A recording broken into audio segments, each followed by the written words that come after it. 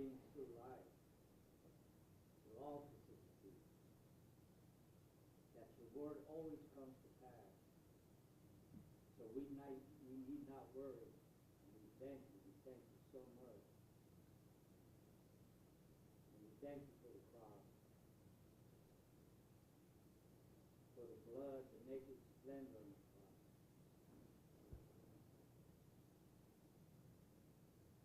There cannot be enough thanks. So we thank you from the bottom of our heart.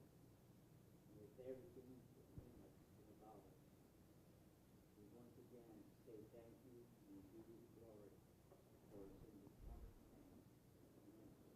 Amen. Yeah. So when we wrapped up last week, we were talking about the Hasmoneans and that period of time. We're going to be wrapping that up very quickly here and moving now into the last period of this between the Testaments, and that is the Romans. But to get there, we need to appreciate what has happened. We pointed out for about 100 years, the Jewish people enjoyed an independent period, independence. They were not under subjection to any nation. They weren't having to pay tribute, and there were not soldiers in their territory or a governor ruling over them that was there at the behest of a king. So they enjoyed this period of relative independence and peace. I think we started talking last week about a period when there's going to actually be a civil war that takes place. And again, this is during this period that we refer to as the Hasmoneans. There's a period when they're actually being ruled by a woman, Salome Alexandria, who was a widow of two of the previous rulers of this independent period. And we'll talk more, not tonight, but next week when we start talking about the differences between the Old Testament Judaism and the New Testament Judaism. But at her death in 67 BC, there's in essence a civil war. Hyrcanus II, the rightful heir, claimed the throne, but he is going to be challenged by Aristobulus, I believe, the second. And he aligns himself with the Sadducees. Hyrcanus would then flee, and they start trying to get leagues with other peoples outside of the Jews to assist them in their battle against one another. Hyrcanus is able to get control of Judea, but at this point in time in the history, there's a country, and obviously we know who it is, Rome, a nation, an empire that's already growing outside of its boundaries, that did not like conflict to be going on in regions that they didn't occupy, I guess. And so this conflict between Aristobulus II and Hyrcanus II, brothers, gets to the gets word. The Romans get word of this. They just go and they take control of Judea.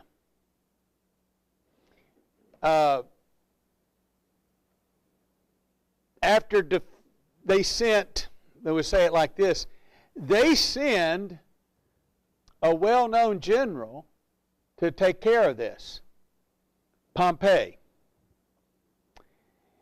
And so this is the beginning of the Roman rule at around 63 BC, when Rome begins to control Judea.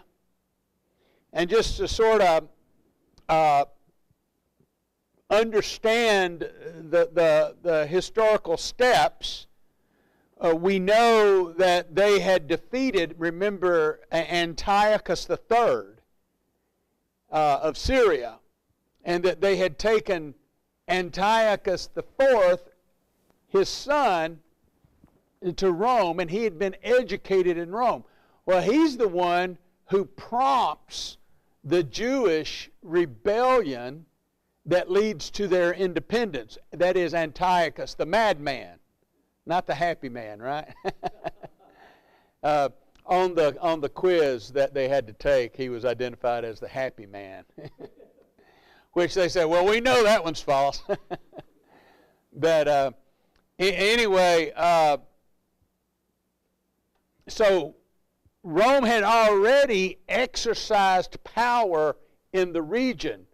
We know that they had strong influence in Egypt as well, because again, Antiochus IV, remember, had wanted to go to war and take control of Egypt, but Rome had said, no, you can't do that. And that was the occasion of that diplomat drawing the circle around him and in essence saying, you take all the time you need to make a decision, but let me know what your decision is before you leave the circle.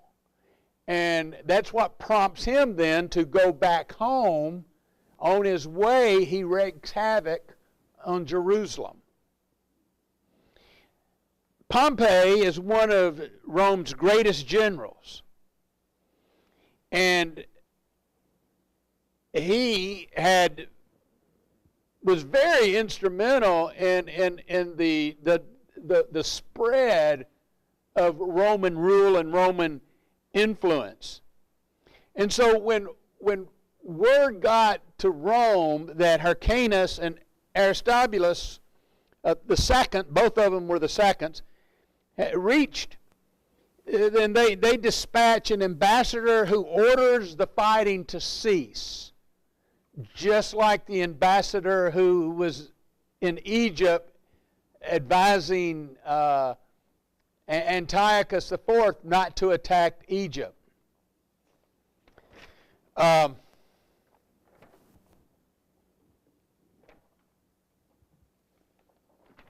let's see, that was, here we go. In 63 BC, Pompey determined that Hyrcanus was a more profitable and more beneficial leader for Rome to be the ruler in Jerusalem. And so he forces Aristobulus to surrender. Some of Aristobulus' supporters hold out in Jerusalem. They literally barricade themselves in the temple area.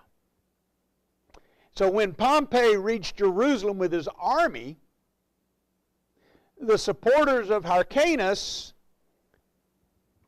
help him enter into the city, in the western half of the city, and from there he besieges the eastern part where Aristobulus' supporters are holed up for 3 months. About 12,000 Jews are killed during this period. And Pompey did not interfere with Jewish worship or practices. He was interested, in fact, in what the Jews did, but he did not in any way put restrictions or anything on them. They were expected to follow Roman instructions, but there was no interference. Remember, Antiochus was forcing Hellenization upon the Jews and requiring them to worship Greek gods and goddesses. Pompey incorporates now this region into the Roman province of Syria. If you turn over to Matthew chapter 4.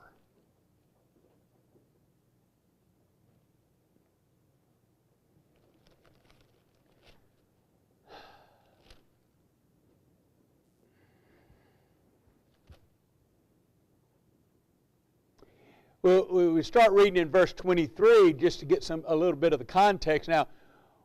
Now Jesus went about all Galilee, teaching in their synagogues, preaching the gospel of the kingdom, and healing all kinds of sickness and of all kinds of diseases among the people. Then his fame went throughout all Syria, because at this juncture, that whole region is under the Roman rule and the province of Syria.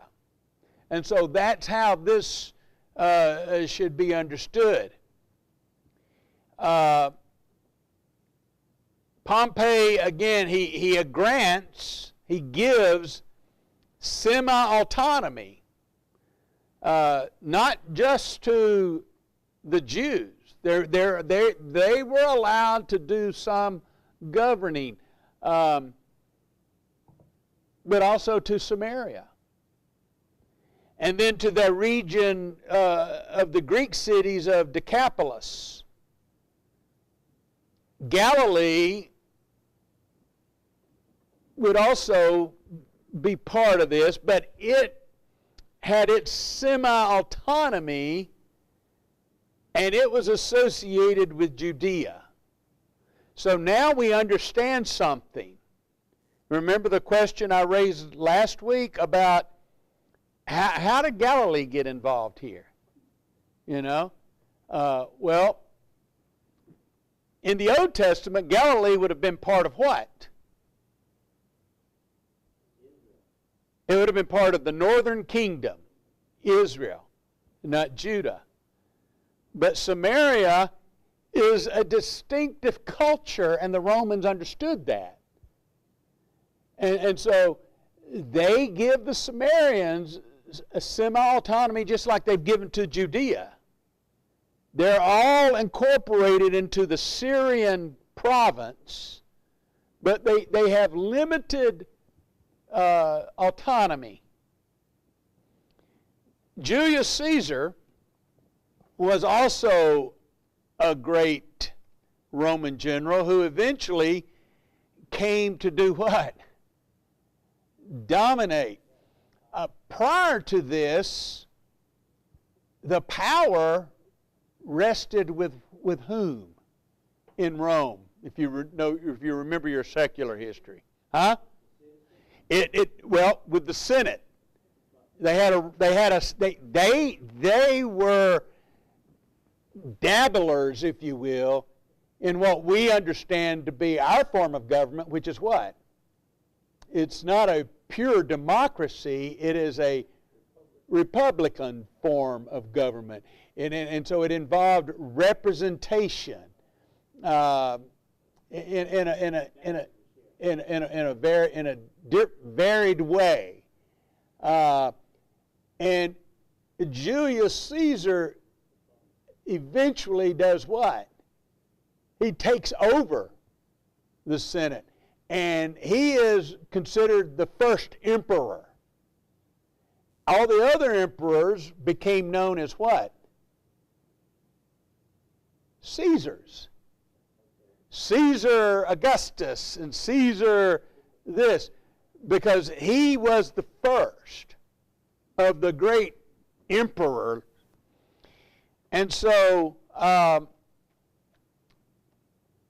he had not elevated by the sentence to the status of an emperor before his murder, but he still was recognized as being the one who solidified. Does any of y'all remember was it in your language classes, was it Julius Caesar? Did Shakespeare do that play, Julius Caesar? And remember the famous line? What Julius Caesar said to Brutus? Et tu, Brute. Yeah, you too, Brutus? So, Pompey achieved his fame and power in the east, whereas Caesar began his power climb in the west.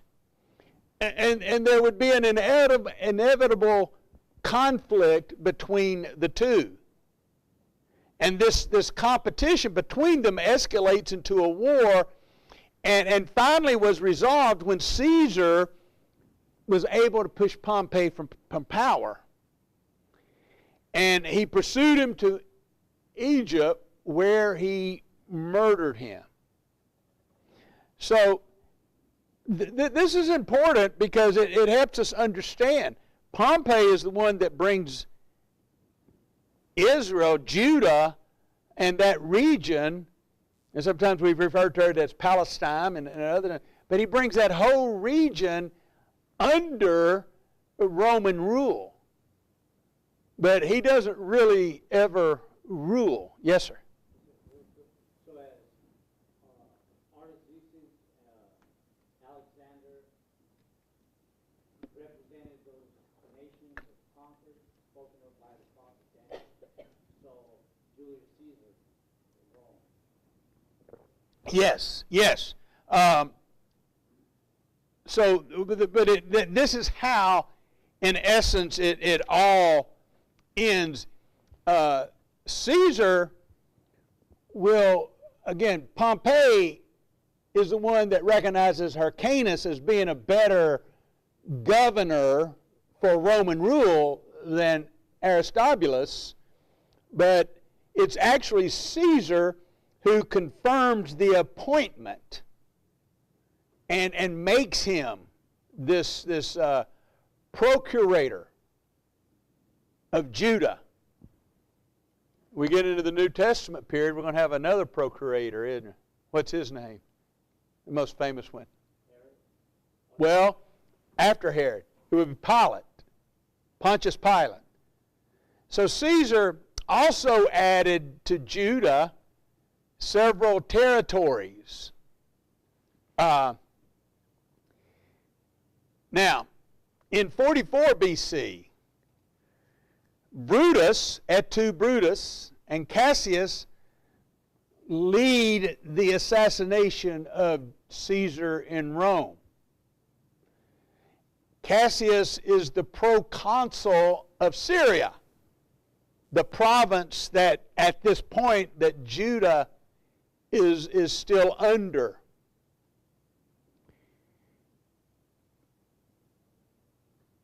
Now, at this point in time, we have Antipater II, and he is the governor of Jerusalem. After the after the assassination of Caesar, Cassius quickly seizes control of Antipater's territory.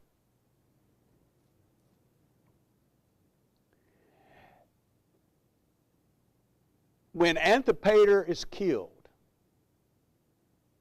there's a young man at this point, his name is Herod. and he stepped in. And he executed the murderers of all of these people, and he restored order to the territory. Is this the same one that ordered all the males 2 and under to be? Well, let's wait and see. Now we get to the very interesting story of 2 other people that we know, and this is where we are introduced to Mark Antony and Octavian. Octavian was Julius Caesar's nephew.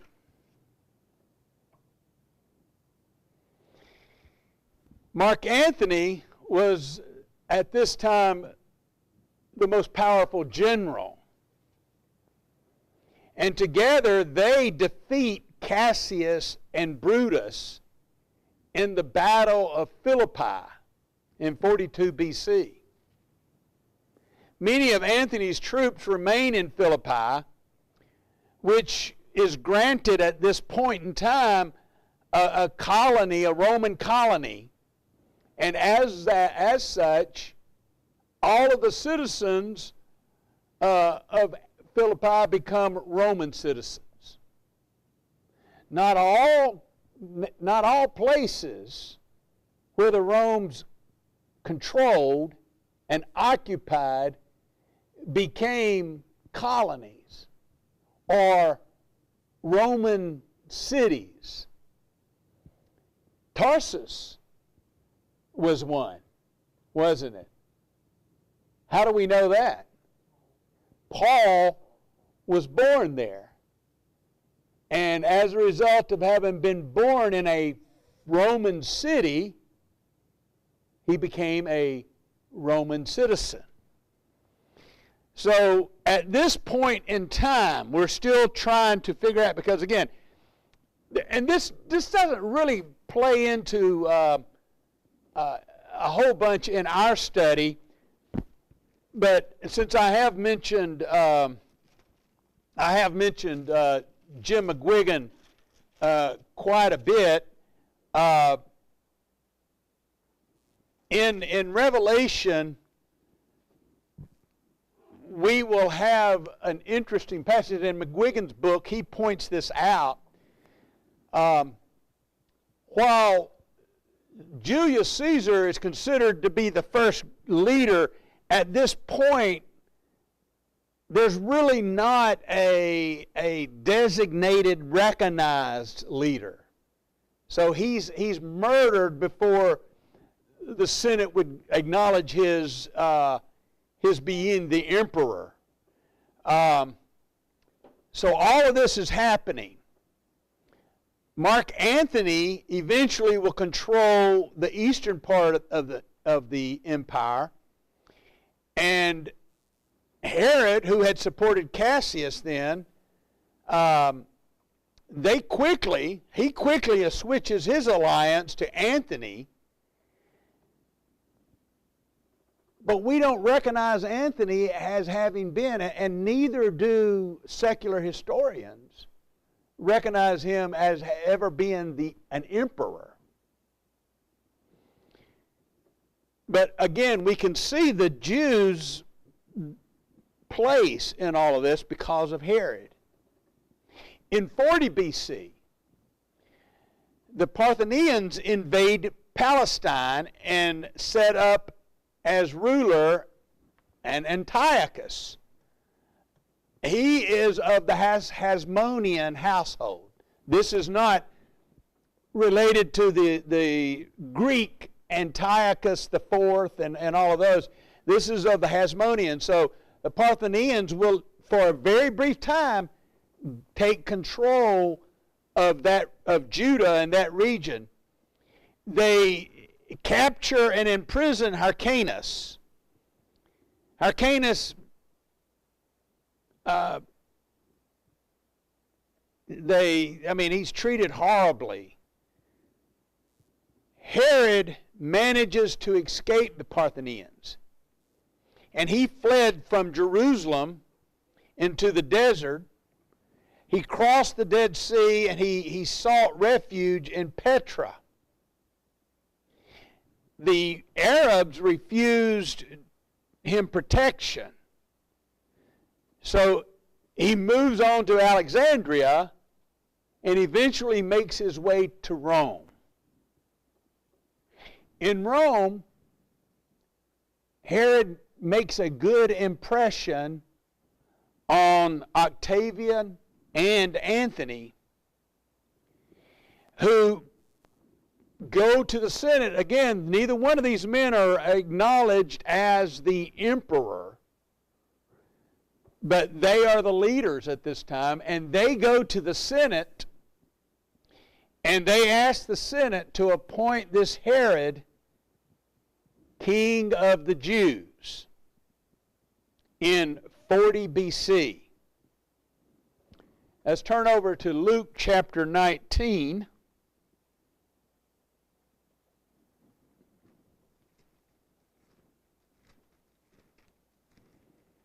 And if you know your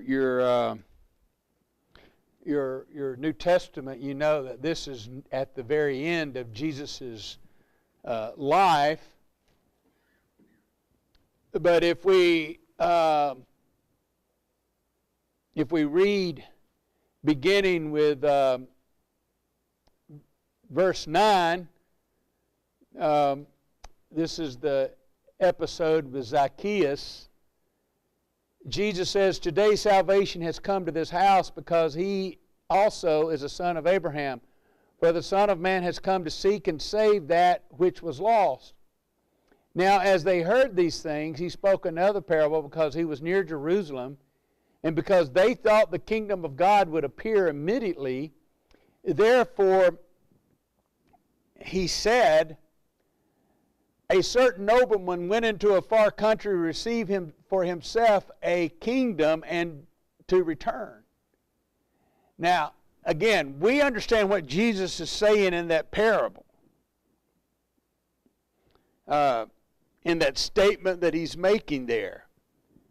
But there's some who indicate that it actually has a historical context that the Jews would have understood. Okay, I'm reading from Luke 19, and I read from verses 9 through 12. And 12 is the beginning of Jesus' parable. A certain nobleman went away to a far country to receive for himself a kingdom and to return. Now, again, I am not making the suggestion here that this is an absolute reference. I'm just suggesting that the Jews would have understood that context, is all that I'm saying, because that was a historical fact in their things. We know. Pardon? Luke had a tremendous Greek influence. Correct. We know that this parable is speaking of what? However, what is this? What is this? This parable is speaking of the rejection of Christ, in essence. Because this is exactly, let me open up my big Bible. I'm looking at my Testament there, and I can give you a better, I got more notes in here.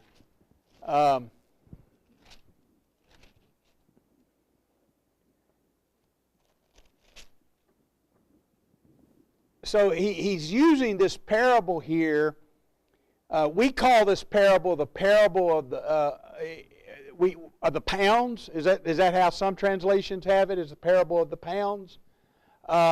It's very similar to the parable of the talents, because his master gives to his various servants a degree of money.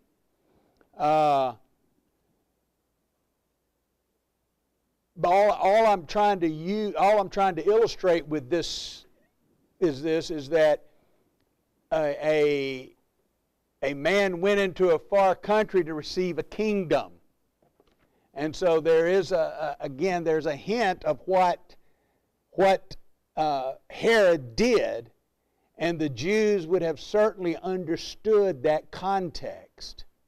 So I'm not trying to draw any other historical fact about this parable. I'm just suggesting that it certainly is something that they would have understood. But again, in Rome, the Senate appoints him king of the Jews. And the Romans then add Samaria to that. And they also add what, again, we mentioned, was it last week or the week before last? Idumea, which was Edom. And that is where Herod was from. He was an Idumean. But Idumeans had been converted to Judaism. They had been, in essence, forced into it. And so now all of what we understood to be ancient Israel, in essence, and more, would all be under the power of Herod, the king of the Jews. Now, again, it's important to note that while he is a king, who's ruling the roost? Rome. They're the ones who give him the title. They're the ones who tell him what to do. So Herod is famous as the king under whom Jesus was born, and for his cruelty when he sought to destroy all the male children 2 years and younger. He ruled from 37 BC to 4 BC. Having been proclaimed king,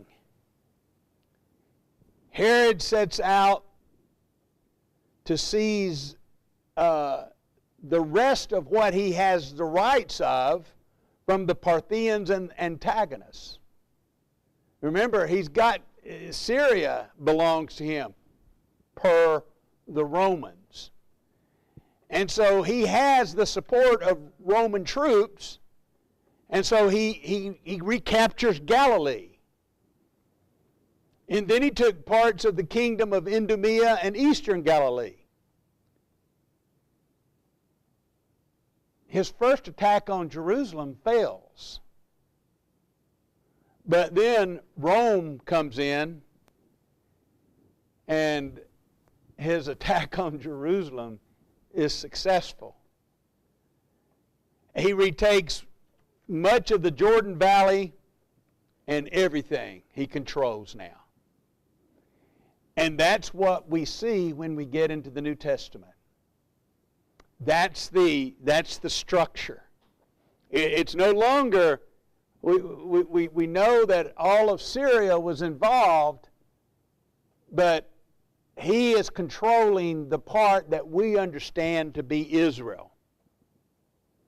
Now, Octavian, while Herod was fighting in Judea, Mark Antony fighting the Parthians and was beaten by them, and he retreats to Alexandria. That's where he fell under the control of who? A female. Mark Antony and Cleopatra. She was the heiress of the Ptolemies.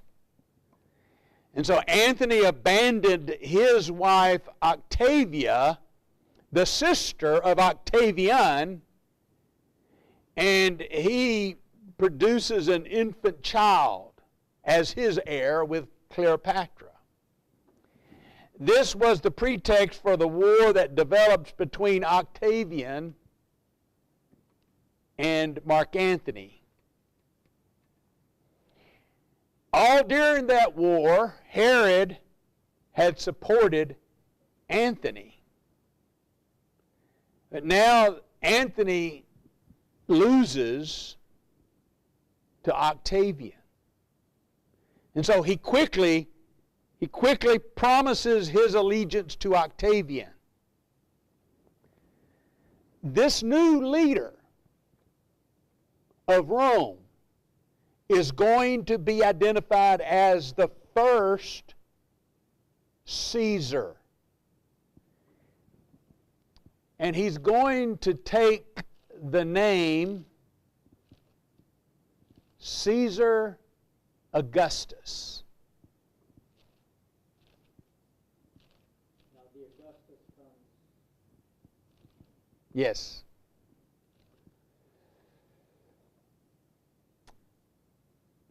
Trying to find it. It's in Luke. In Luke chapter 2 and verse 1. I knew it was Luke. And it came to pass in those days that a decree went out from Caesar Augustus that all the world should be registered. So the new emperor, now titled Caesar Augustus, august, majestic, accepted Herod's promise. And he even adds to Herod's territory. And during his reign, Herod nearly doubled the size of his kingdom, but only by decrees from Rome. He was a really good politician. He knew how to get what he wanted from bowing and what we call, was it kowtowing, to the Romans. Augustus enjoyed a really long reign from 31 BC to 14 AD as the first emperor of Rome. And although it says he never sought the title from the Roman Senate, instead being titled the Princeps or First Citizen, he outlived Herod by 10 years. But it's during his rule that Jesus was born in Bethlehem and lived as a child in Nazareth. So now let's talk somewhat about this being under Roman rule by the Jews. We just got a few more minutes, and then we'll, next week, as I said, next week we will be looking at Judaism of the Old Testament versus Judaism of the New Testament. So, 63 BC, Rome takes control of Judea, Palestine.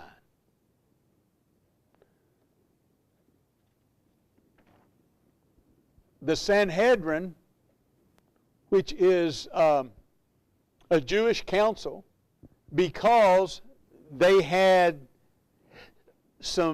were semi-autonomous, they got to do some self-governing, and so the Sanhedrin is a Jewish governing body. After the assassination of Julius Caesar and the wars between Octavian and Antony, the capture by the Parthians, we see all of that happening, and in the midst of all of this is the coming together of the Jewish people as we see them in the New Testament. It's been said, let's stop right there. Let me ask you this question: is what was the primary cause of the Jews going into Babylonian captivity? Idolatry was the primary cause. Now, we've already acknowledged that there was some Hellenized Jews who were okay with incorporating Greek religion, but they were in a minority. As far as the dominant culture of the Jews, it's understood that they really never had any more problems with monotheism, one God. That was who they were. They embraced that, and so there's not a wholesale rejection, or there's not a wholesale acceptance of idolatry and false gods in Israel after Babylonian captivity.